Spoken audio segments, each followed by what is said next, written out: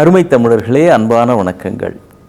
நம்ம Henry Ford அப்படின்னு car நிறுவனத்தினுடைய முதலாளி ஒருத்தரை பற்றி கேள்விப்பட்டிருப்பீங்க. அந்த ஃபோர்டு காரை கண்டுபிடிச்சவரே அவரு தான். அவர் கிட்டக்க ஒரு அனாதை இல்லத்தை சேர்ந்தவங்க போய் உங்களால் முடிஞ்ச உதவி செய்யுங்க அப்படின்னு கேட்டிருக்கிறாங்க. அவர் ஒரு 2000 ரூபாய்க்கு செக்கு கொடுத்துருக்கிறார். அந்த காலத்தில் பத்திரிகைகளிலெல்லாம் இந்த செய்தி வந்துவிட்டது. ஆனால் செய்தி வந்தபொழுது அச்சு பிழையாக $2000 என்பது $20,000 என்று அச்சிடப்பட்டு வந்திருக்கிறது.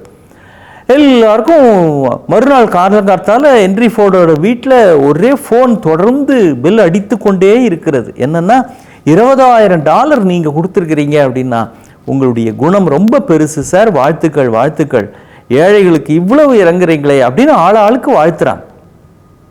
இது பத்திரிகை துறையில் நடந்த ஒரு சின்ன அச்சுப்பிழை தான். அச்சிடுறப்போ 2000 20,000 அச்சிட்டுட்டான்.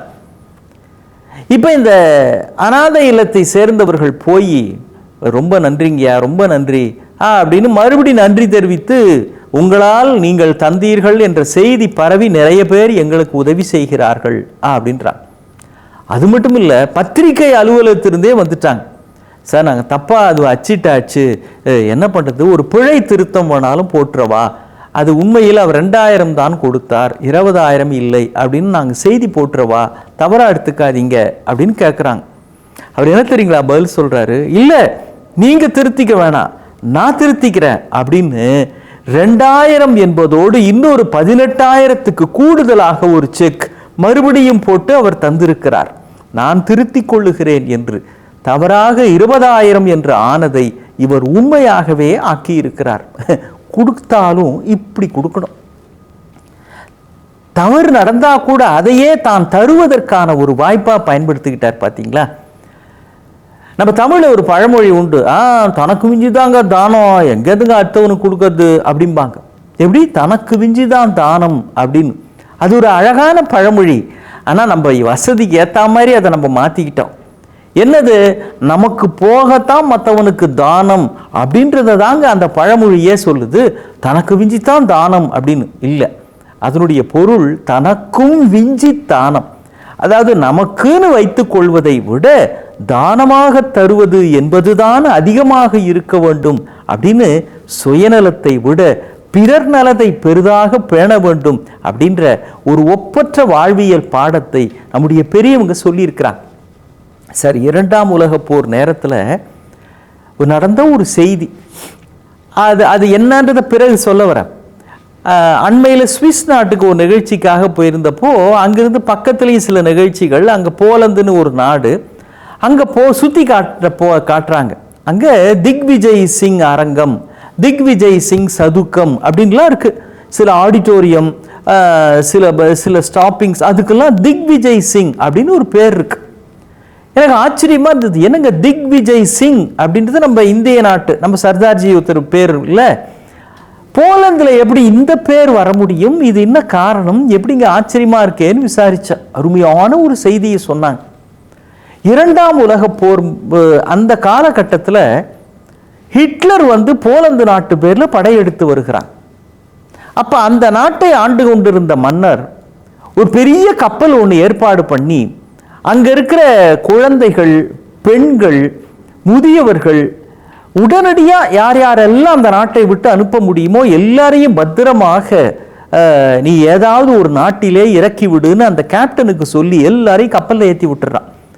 இப்போ இந்த கப்பல் அப்படியே போய்கொண்டிருக்கிறது. அப்போ ஹிட்லர் பேரில் இருந்த பயத்தினாலையும் உலகப்போர் தொடங்கி விட்ட காரணத்தினாலையும் எந்த நாட்டிலையும் அவங்களுக்கு அனுமதியே கொடுக்கல. அந்த கப்பல் அந்த நாட்டிலே இறங்குவதற்கு, அந்த மக்கள் அங்கே வருவதற்கு யாரும் இடமே கொடுக்கல. ஒவ்வொரு நாடாக அந்த கப்பல் கேட்டுக்கொண்டே போகிறது, ஐயா இது மாதிரி நூற்றுக்கணக்கான மக்கள் வருகிறார்கள், அடைக்கலம் தர முடியுமான். ஈரான் வரைக்கும் வந்துருச்சு. அதற்கு பிறகு நம்முடைய மும்பை, அப்போ பாம்பே, அந்த பக்கம் வந்திருக்கிறது. அந்த இடத்திலே அப்பொழுது திக்விஜய் சிங் என்கிற ஒரு மன்னர் தான் ஆண்டிருக்கிறார். இது மாதிரி ஒரு கப்பல் வந்திருக்கிறது, அதிலே மக்கள் அடைக்கலம் கேட்டு வந்திருக்கிறார்கள், கிட்டத்தட்ட 200 குடும்பங்கள் அதிலே இருக்கின்றன அப்படின்லாம் சொல்றாங்க. அப்படியா, தாராளமாக வரட்டும், இந்த மண்ணினுடைய பண்பாடு நம்மை தேடி வந்தவர்களுக்கு அடைக்கலம் தருவதுதான்.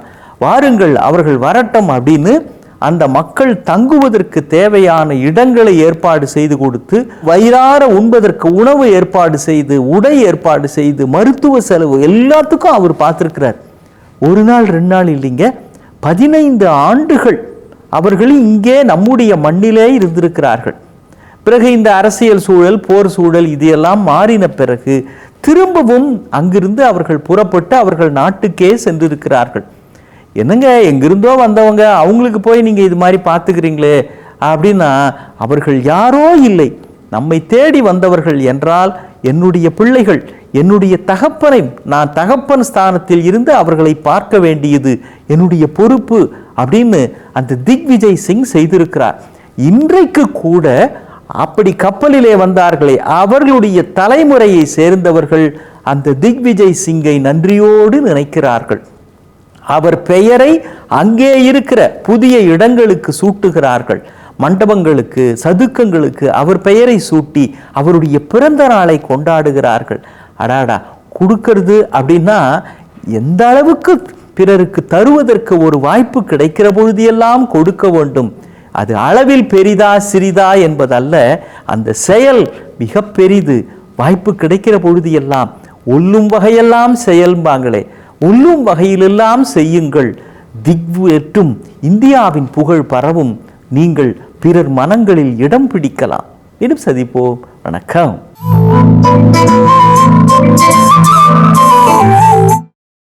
இன்னும் பல வீடியோக்களை காண சன் லைஃப் சேனலை சப்ஸ்கிரைப் பண்ணுங்க.